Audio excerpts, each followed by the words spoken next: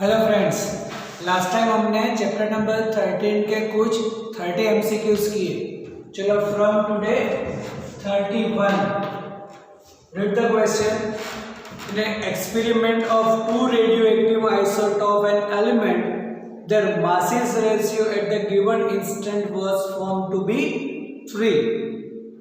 The decay isotope has a large mass and activity of 1 curie initially. The half-life of two isotopes are known to be 12 hours and 16 hours.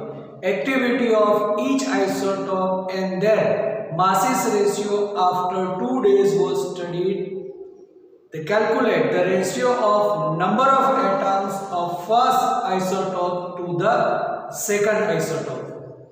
हमें इसका कुछ ratio find करना है after 2 days. Initially हमें कुछ mass ratio दे रखा है।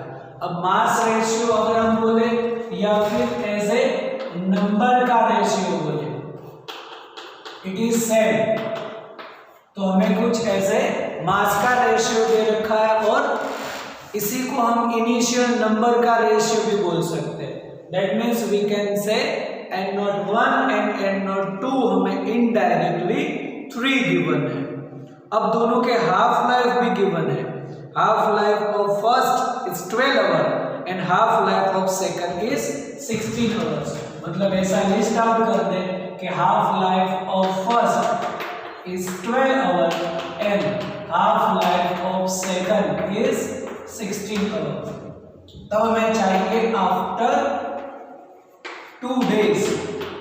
अब ये जो भी है वो आवर्स में, और ये दे रखा है हमें टाइमिंग 2 डेज, मतलब 2 डेज मतलब ऐसे 24 आवर्स कर सकते हैं, मतलब इट इज 48 आवर्स हो जाएगी।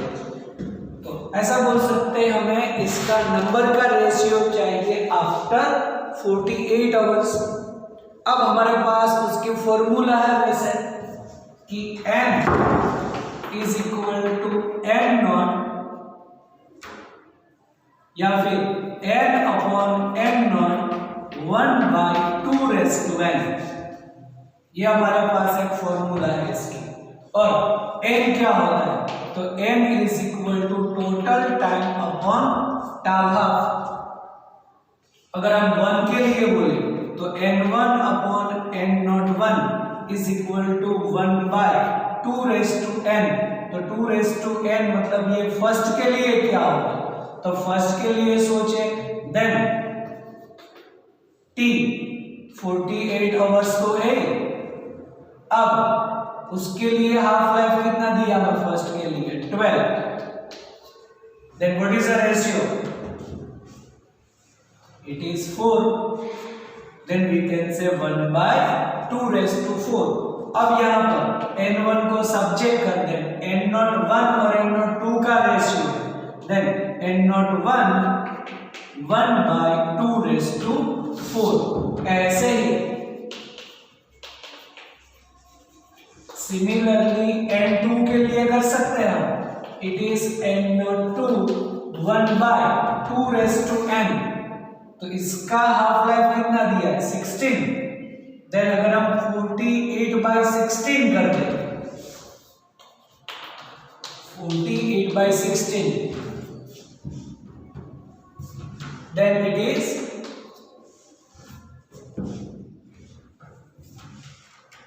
इज 3। तो 1/2 रेज़ टू क्यूब। अब अगर हम इसका रेशियो करें n1 अपॉन n2, then we can say it is n0 1/n02 and we can say 1/2 raise to 4 divided by 1/2 raise to cube. then n01 upon n02 is 3। अब अगर 1/2 raise to 4 करोगे तो ये जो है वो डिनोमिनेटर में आएगा और ये न्यूमरेटर में।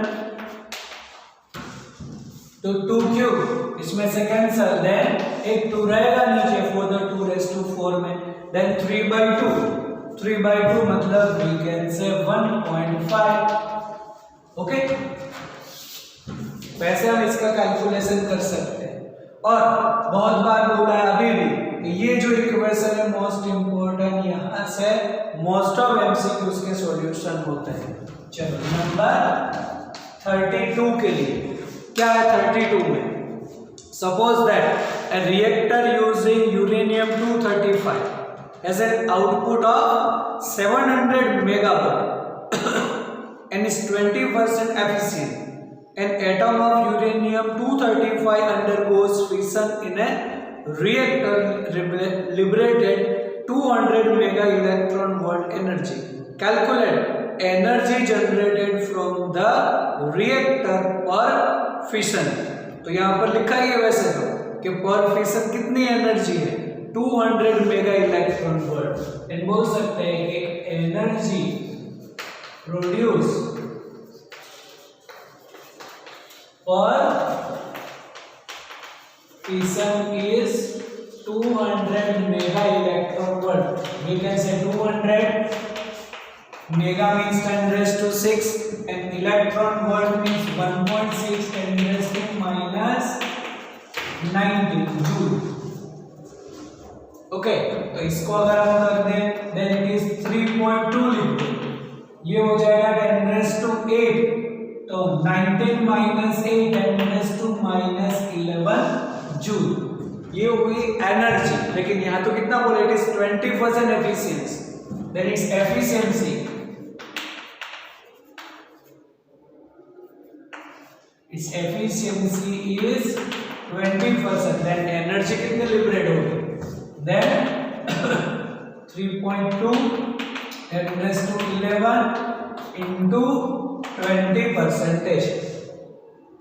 इसका मतलब अगर यहाँ पर ऐसा कर दे तो ये हो जाएगा 6.4 और एक जीरो कैंसिल करो यहाँ से और एक जीरो यहाँ सॉरी यहाँ पर एक ऐड करते हैं, then 6.4 10 raised to minus 12 joule. Okay, लिख दो इतना, वीडियो पॉज करके लिख दो। Okay, number 33, read the question.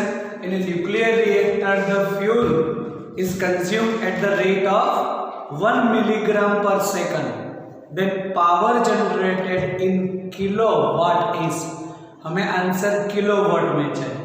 अब रेट हमें क्या दे रखा है 1 मिलीग्राम पर सेकंड, मतलब जो मास है वो दिया है हमें 1 मिलीग्राम, तो 1 मिलीग्राम मतलब 10 raised to minus 3 ग्राम, और उसको अगर हम केजी में कन्वर्ट करेंगे then 10 raised to minus 6 KG. आया समझ में 1 मिलीग्राम, तो मिलीग्राम का ग्राम होगा 10 raised to minus 3, ग्राम का किलोग्राम और 10 raised to minus 3 मतलब 10 raised to minus 6। अब एनर्जी की इक्वेशन है हमारे पास, एनर्जी इज इक्वल टू वैसे तो delta mc square, then mass is 10 raised to minus 6 and c square मतलब 9 into 10 raised to 16 हो जाएगा जूल में, और हमें तो चाहिए एनर्जी जनरेटेड इन किलोवाट। तो वैसे तो ये दिया है हमें मास पर सेकंड, एनर्जी पर सेकंड मतलब ये जो एनर्जी हुई हमारे पास it is 9 into 10 raised to 10 joule per second तो हो गए, तो joule per second is the what, तो 9 into 10 raised to 10 watt, but it is not our answer, हमें तो चाहिए किलोवाट में, तो 10 raised to 3 यहाँ पे कन्वर्ट कर दो, then 9 into 10 raised to 7 kilowatt, और अगर पावर कर दे यहाँ पर तो इसको पावर बोल दो, it is energy upon time, तो 1 सेकंड तो लेना ही है क्योंकि यहाँ पर कंज्यूम दिया है 1 मिलीग्राम पर second, then answer is 9 into 10 raised to 7 kilowatt, not at 9 into 10 raised to 10, क्योंकि आंसर हमें किलोवाट में चाहिए इसलिए। Number 34, the counting rate observe from a radioactive source from 0 was 1600 count and at 8 seconds it's 100 count. The counting rate observed at 6 seconds was. तो हमें पहले तो ये इनिशियली काउंट दे रखे हैं और 8 सेकंड में हमें 100 काउंट दे रखे हैं, तो 6 सेकंड पर कितने होंगे। तो अगर इसका हमें हाफ लाइफ मिल जाए तो उस हिसाब से हम बोल सकते हैं। तो पहले तो हमें इसका हाफ लाइफ करना होगा। हाँ, तो हमारे पास वैसे फॉर्मूला भी है, और अगर हम फॉर्मूला के हिसाब से ना जाए तो initially t is equal to 0 पर उसके 1600 काउंट्स है, तुम हाफ हाफ करते जाओ। तो फर्स्ट हाफ लाइफ में कितना होगा, ऐसे भी कैलकुलेशन हम कर सकते हैं कि फर्स्ट हाफ लाइफ में ये जो हो जाएगा वो 100, सेकंड हाफ लाइफ में कितना हो जाएगा 400, थर्ड हाफ लाइफ में कितना हो जाएगा 200 एंड फोर्थ हाफ लाइफ में कितना हो जाएगा 100। जैसे हाफ करते जाओ, 1600 का हाफ, 8 का 400, 200, तो 4 हाफ लाइफ में वो हो गया 100, और उसके लिए कितना टाइम दिया है हमें 8 second. That means 8 is equal to 4 half life. इसका मतलब हाफ लाइफ कितना होगा 8/4, इट इज 2, तो 2 सेकंड बोल सकते हैं। अब अगर हाफ लाइफ 2 सेकंड है, तब इसको अगर हम यहां पे रखते हैं देन इट इज 6 सेकंड, तो 6 सेकंड पर काउंटिंग कितना होगा 200। Again answer number 35। वैसे 34 में तुम ऐसे भी कर सकते हो कि 1600 से हाफ करते जाओ, तुम्हें कितने टाइम में वो 100 मिलेगा, मतलब 4 हाफ है, और उसका तो टाइम हमें दे रखा है, तो 2 सेकंड मिल गया। अब हमें चाहिए 6 सेकंड, तो 6 सेकंड कहाँ पे मिलेगी 3 into 2 करेंगे तो ही, तो उस टाइम पर उसका काउंटिंग 200 तो हो गया। चलो number 35, activity of radioactive sample reduce from 8 count to 1 count in 3 hour, then half life of the sample is. देखो 8 to 1 काउंट दिया है 3 आवर्स, तो इसमें भी तुम बोल सकते हो कि इनिशियली कितने काउंट है 8, फर्स्ट लाइफ में कितने होंगे 4, सेकंड हाफ लाइफ में कितने होंगे 2, और थर्ड हाफ लाइफ में कितना होगा उसका 1। इसको भी तुम बोल सकते हो। यही नंबर हो गया हमारे लिए 35। इनिशियली 8 है और 1 हो रहा है इन 3 आवर्स, तो 3 हाफ लाइफ में वो हुआ 1। इसका मतलब 3 into half life is 3 hour दे रखा है, then its half life is 1 hour. Okay, तो हाफ लाइफ 1 आवर हुआ, और इसको भी तुम n/n0 1/2 raised to n से भी कर सकते हो। ये फॉर्मूला भी तुम यूज कर सकते हो और वेरीफाई कर लो, ट्राई इट बाय योरसेल्फ। चलो नंबर 36, क्या दिया हमें 36 में कि 2 radioactive substance A and B have decay constant 5 lambda and lambda. T is equal to 0. They have same number of nuclei. The ratio of number of nuclei A and B is 1/a square after the time interval.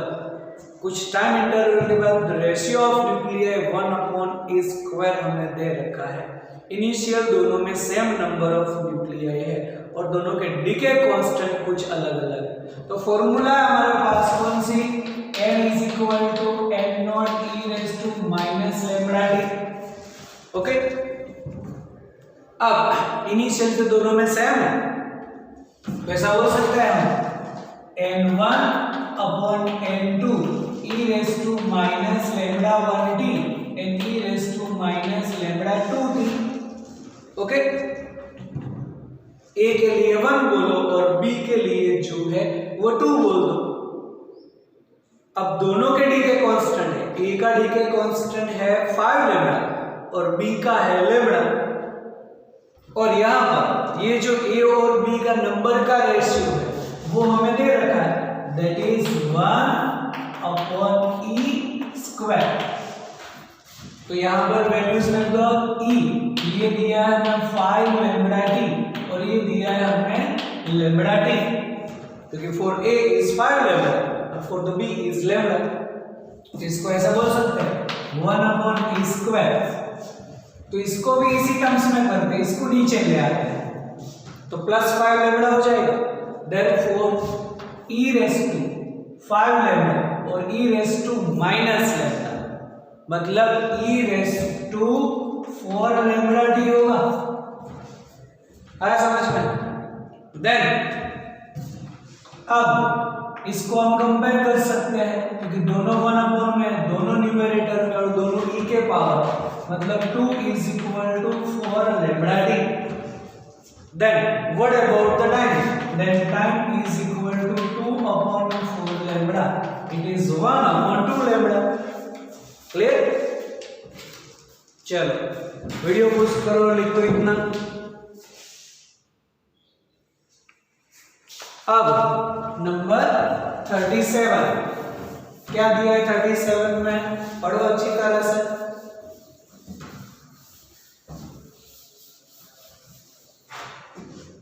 Read the question. A mixture consists of two radioactive materials A1 and A2, half-life 20 seconds and 10 seconds. Initially, mixture has 40 gram of A1 and 160 gram of A2. Then, amount of 2 in the mixture will become equal after. दोनों के as a mixture जो count है वो same होने चाहिए।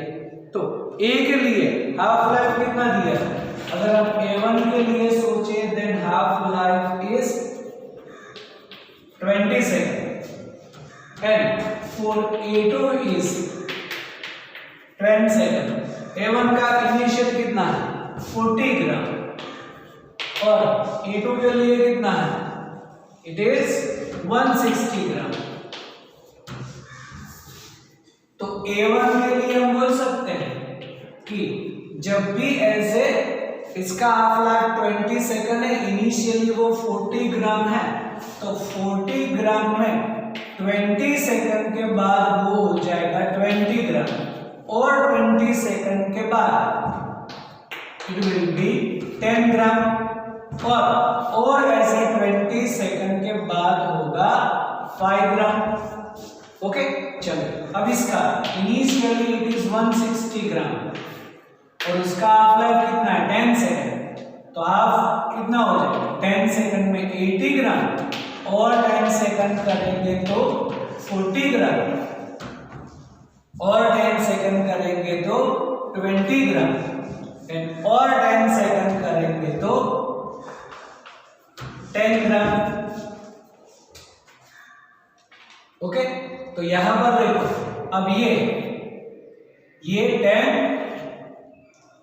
And 10 कितने हुए 40 second और ये 10 ग्राम का हो रहा है initial, it is in 40 second. तो 40 सेकंड में वो दोनों सेम हो जाएंगे। उसके बाद ये जो है और 20 सेकंड 60 सेकंड रहेगा तो ये 5 ग्राम होगा और ये तो और 5 से 10 मतलब 50 में 5 ग्राम होगा, तो दोनों का टाइमिंग सेम नहीं आएगा।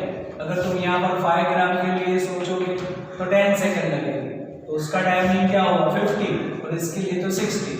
तो 40 सेकंड में 10 ग्राम है तो ये 10 ग्राम कब हो रहा है, वो भी 40 सेकंड। तो इसके लिए हम बोल सकते हैं कि 40 second the mixture will be same, है ना। तो इस हिसाब से तुम कैलकुलेट कर सकते हैं। नंबर 38 कि R is the radius and A is the mass number, then graph of log R versus log A। तो फॉर्मूला क्या है हमारा, R is equal to R naught A raised to 1/3। Now if we take the log, then log r is equal to log r naught plus multiplication है तो plus होगा and power आगे आएगा log e। तो ये कुछ equation हो गए हमारे y is equal to c plus mx। तो y is equal to mx plus c straight line, then graph, nature of the graph is straight line।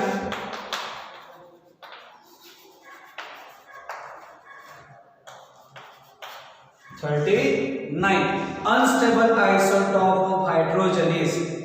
तो ये जो है नॉलेज बेस्ड क्वेश्चन है। अनस्टेबल आइसोटोप होता है ट्रिटियम, याद रखो इसको कि अनस्टेबल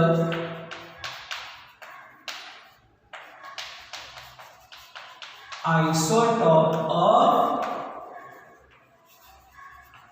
हाइड्रोजन इज ट्रिटियम।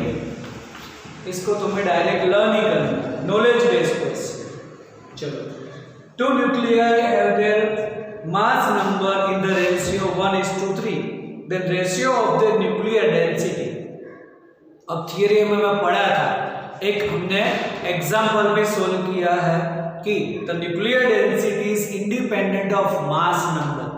तो रेशियो कुछ भी हो, न्यूक्लियर डेंसिटी रिमेन्स कांस्टेंट। तो रेशियो होगा 1:1। Nuclear density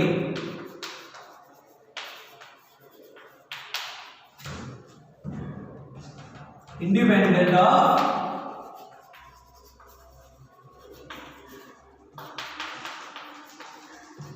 nuclear mass, therefore density